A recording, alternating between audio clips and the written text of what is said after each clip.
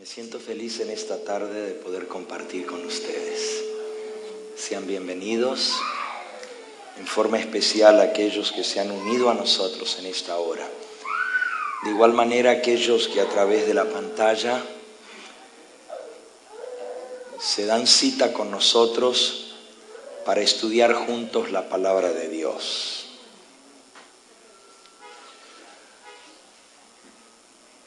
Siempre inicio mis temas abriendo el Santo Libro de Dios. Ya algunos conocen hasta mi frase introductoria: les invito a abrir la palabra de Dios. Hemos tenido nuestra lectura bíblica de 2 de Corintios 5, pero yo quiero iniciar mi parte leyéndoles una cita que me ha marcado a mí como ministro desde los días más jóvenes de mi ministerio.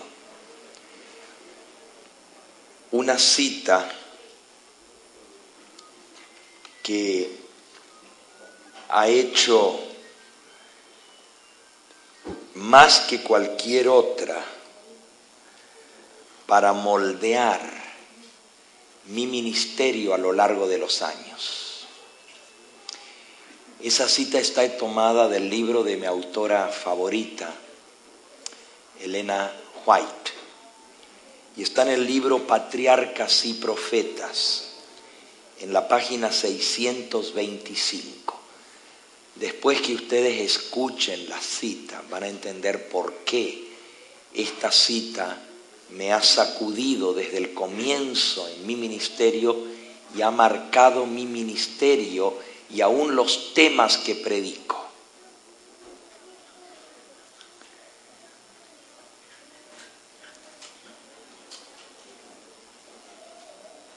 Aquellos, página 625, aquellos que no tienen suficiente valor para reprender el mal, o que por indolencia o falta de interés no hacen esfuerzos fervientes para purificar la familia y la iglesia de Dios, son considerados responsables del mal que resulte de su descuido del deber. Esta cita está en referencia a la historia de el sacerdote Elí y cómo él falló en su cometido como padre y como sacerdote en el pueblo de Dios. Y a mí esta cita me golpea doble. Porque primero, como siervo de Dios y ministro llamado a ser atalaya, llamado a ser mensajero, me acuerdo el día de mi ordenación al ministerio, esta fue la cita que leyó el pastor que me hizo el desafío al ministerio. Ezequiel 33:7. A ti pues, hijo de hombre, te he puesto por atalaya sobre la casa de Israel. Oirás la palabra de mi boca y los amonestarás de mi parte.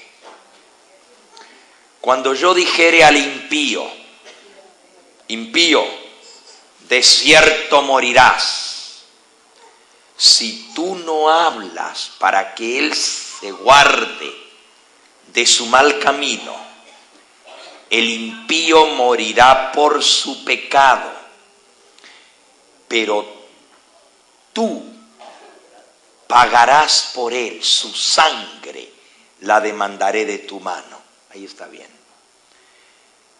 Pero si tú avisares al impío de su mal camino para que se aparte de él, y él no se aparta de su camino, Él morirá por su pecado, pero tú libraste tu vida.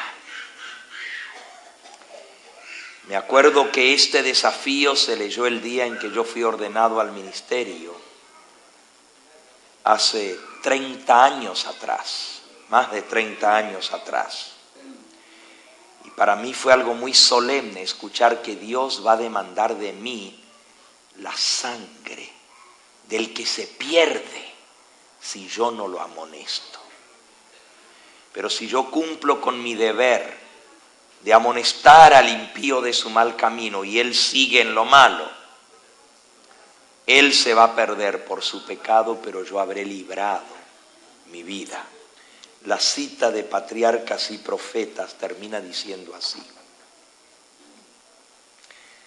La vuelvo a leer desde el comienzo. Aquellos que no tienen suficiente valor para reprender el mal, o que por indolencia o por falta de interés no hacen esfuerzos fervientes para purificar la familia y la iglesia de Dios, son considerados responsables del mal que resulte de su descuido del deber. Somos tan responsables de los males que hubiéramos podido impedir en otros por el ejercicio de nuestra autoridad paternal o pastoral, como si nosotros hubiéramos cometido esos mismos hechos nosotros mismos. Bastante tengo con mis faltas para tener que cargar faltas ajenas.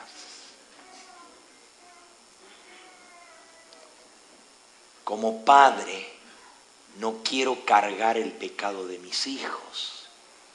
Y la Biblia dice que el padre no cargará el pecado de su hijo, con una salvedad: siempre que el padre haya asumido su carácter de padre, haya disciplinado, haya corregido, haya instruido, haya enseñado y haya castigado a su hijo.